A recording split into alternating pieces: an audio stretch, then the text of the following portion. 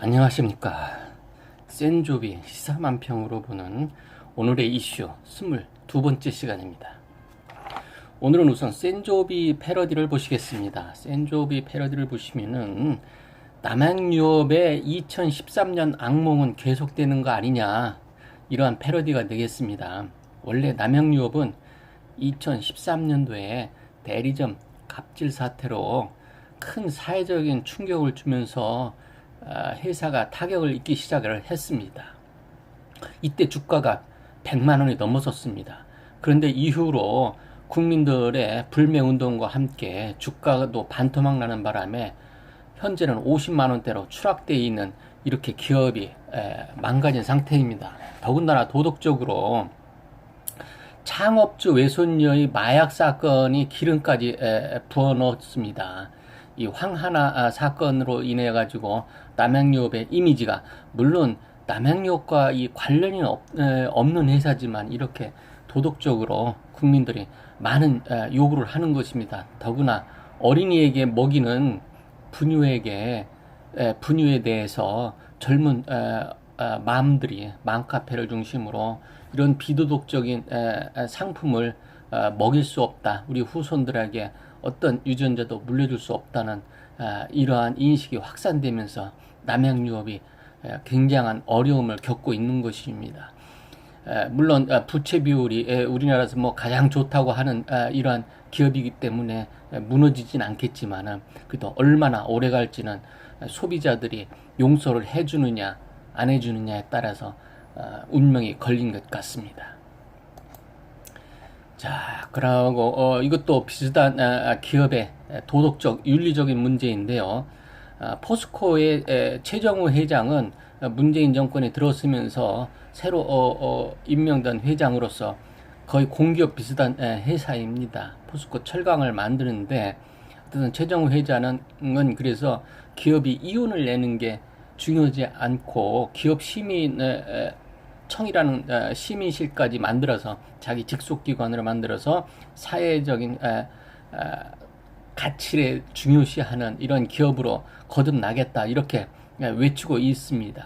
그런데 같은 계열사인 포스코 건설이 지은 아파트에서 라돈이 검출돼서 분쟁이 지금 심하게 일어나고 있습니다. 그런데 문제는 이게 법이 라돈의 기준치를 마련한 것이 얼마 안 되다 보니까 그 이전에 지은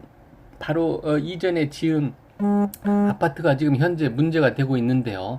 이거에 대해서 이제 주민들은 그래도 다 아직 분양이 끝나지 않은 아파트이기 때문에 입주 그 직전에 들어왔기 때문에 포스코는 법적인 책임, 어떤 책임이 없다고 발뺌하고 있는 것 같습니다. 그래서 포스코의 그때 라돈과 지금의 라돈이라는 것에 대해서 패러디를 한 건데, 어쨌든 지금 법이 그렇게 돼 있다고 하니 포스코로서는 참 억울한 면도 없지 않고, 또 입주민들도 물론 억울한 면이 있습니다. 세상은 그렇게 다 똑같이 억울한 경우가 많습니다. 이러한 경우도 똑같은데, 어쨌든 포스코가 최정우 회장이 기업 시민으로서 사회적 책임을 다한다고 해놓고 실제로는 사회적 책임을 하지 않는 것 아니냐, 이러한 패러디가 되겠습니다. 자, 그렇다면은 오늘 패러디 뉴스는 여기 마치고 국내 만평을 한번 보겠습니다. 오늘 좀 여러분께서 눈여겨보실 것은 자유한국당의 나경원 원내대표가 서울의 구청장 25개 정도가 있는데 한 20개 정도가 전부 광주 일구 출신이라든지 이렇게 해서 호남 사람들이 지방자치제 자치단체장이 돼 있다고 이렇게 하면서 부산에 가서 지역색 발언했습니다. 물론 나쁩니다. 그렇지만은 자기 지역구에 가서 한 얘기인데, 어쨌든 구청장은 선출직으로 지역세가 또 아무 관련도 없습니다. 그거에 대해서 나경원 대표가 물고 늘어진 것은 물론 비판받아 마땅합니다. 그런데 여기에서 또 재미나는 것은, 이 경향신문은 이거를 나경원 대표에 초점을 맞춰가지고 개인적인 비난을 모욕을 주고 하는 상황입니다. 그런데 한겨레 신문은 어쨌든 지역 감정을 좀 하지 말자는 따끔한 이러한 음, 에, 시각이 있습니다. 따라서 경향신문과 한겨레 신문의 같은 진보 계열의 언론사임에도 불구하고 이 수준이 한겨레 신문이 조금 만평의 수준이 좀 높다고 이렇게 우리 독자들은 평가할 수 있겠습니다. 자, 다음을 보시면은 이건 이제 중앙일보 박용석 만평인데 이것도 보면은 강기정 지금 정무수석이 검찰 윤석열 검찰 수사하는 거에 대해서 조국 검찰 수사에 대해서 수사하는 거에 대해서 맹공을 퍼붓고 있습니다. 맨날 그 조선 TV 조선에 난 기사를 물고 늘어지는 건데 검찰이 문건을 유출시켜서 TV 조선이 보도할 수 있도록 그러니까 조국 수석을 모욕을 줘서 사퇴를 하게 했다고 하는 이런 겁니다. 근데 이게 문제를 짚는 게 있어요. 뭐냐면은 이 청와대가 검찰을 압박을 해서 정치적 중립을 안 지키는 검찰이 정치적 중립을 지키려고 하는 이런 상태를 압박을 넣는 것에 대해서 정무수석은 지금 논란이 많습니다. 이게 홍보수석이나 청와대 대변인이 해야 될 일을 정무수석이 했습니다. 자기 직분을 모르는 이런 것에 대해서 우리는 한번 짚고 넘어가는 이런 포인트를 삼아야 될 것 같습니다. 왜 그러냐면은 정무수석이라는 게 야당과 청와대 간에 조율을 하고 좀 스무스하게 국회를 운영할 수 있도록 아니면 청와대를 협조해서 국정 운영에 차질이 없도록 하는 이런 임무인데 더군다나 그런 일을 꼬이게 만드는 이런 사람의 이것을 신랄하게 비판을 했어야 되는 건데 단지 청와대가 검찰의 수사에 대해서 관여한다는 이런 차원의 조금 수준이 낮은 이런 포인트를 잡은 것 같습니다. 자, 그러면은 해외 만평으로 돌려보겠습니다. 물론 해외도 개인적인 트럼프 대통령직에 대한 비판을 하는 것이 아니고 트럼프에 대한 비난을 쏟아지는 것도 또 미국도 역시 마찬가지인 것 같습니다.